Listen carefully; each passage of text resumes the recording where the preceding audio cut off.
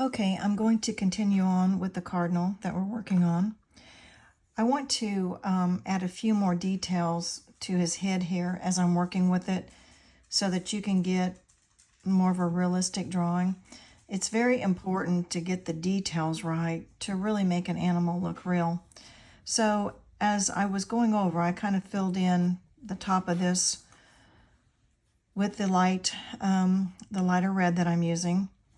And I've taken a pencil stump and I gently blended that.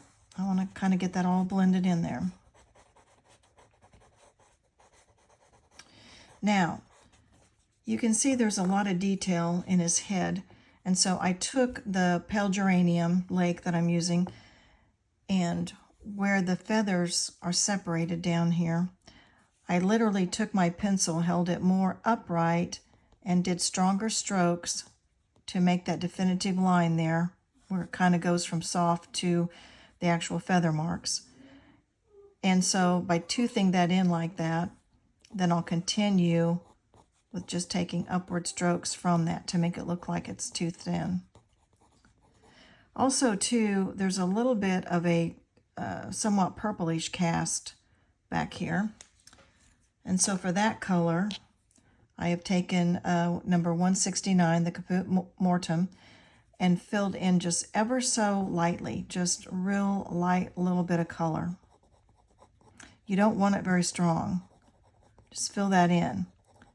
And then the trick to getting it even lighter and maybe looking somewhat more gray, I'm going to take the cold gray 1 and I'm going to go over that. That will give it kind of a light purplish look. And you want to go really light on this area right here because as you can see the sun is hitting the bird there in that angle. So you want to make sure we bring that color in too.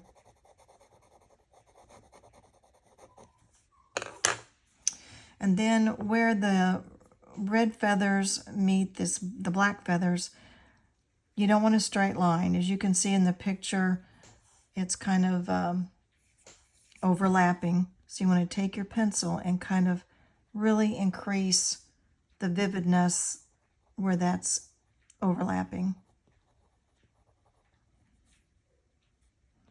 And then above his eye, it's kind of dark there, so go ahead and take your pencil more upright and put that in. And where the color's darker, just lay in more color. You want to get the characteristics, you want to get the details in there right. I'm going to lay in more color up here to get where the feathers are going. You can start to make your longer feather marks now, once you've got your base layer laid in.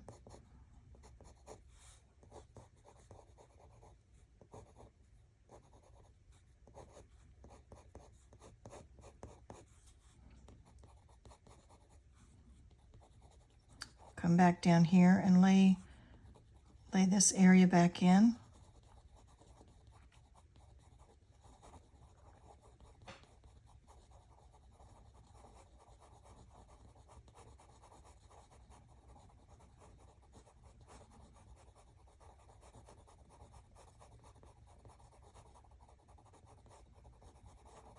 You can see that this area looks a lot different than that area.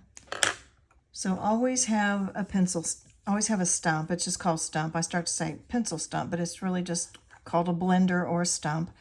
And just take that.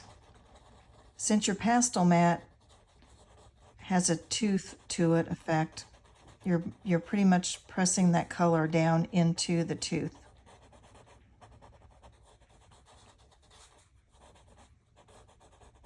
And I want to blend in that darker color there too to make it blend in a lot better.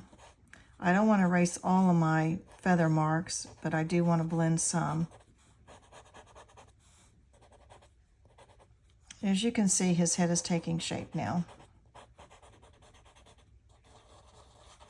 I'm going to go ahead with the whole body of the bird and try to lay the color in, and then we'll come back with more detail. For right now, go ahead and do the head, and then where the feathers come down underneath this first layer there where it's a little bit dark, just go ahead and start. Those are definitely feather marks, so go ahead and start making your pencil marks in the directions the feathers lay. And then we'll come back in with more color over that. They're not real long pencil marks. They're just the length of what you see in your picture as far as the length of each feather. So just make short little strokes. And they're not all going to go the same way. You just have to keep looking at your picture and see which direction they're going and follow that direction. Okay, and we're going to come on down to the next layer and we'll continue with more a little bit later. Thanks for watching.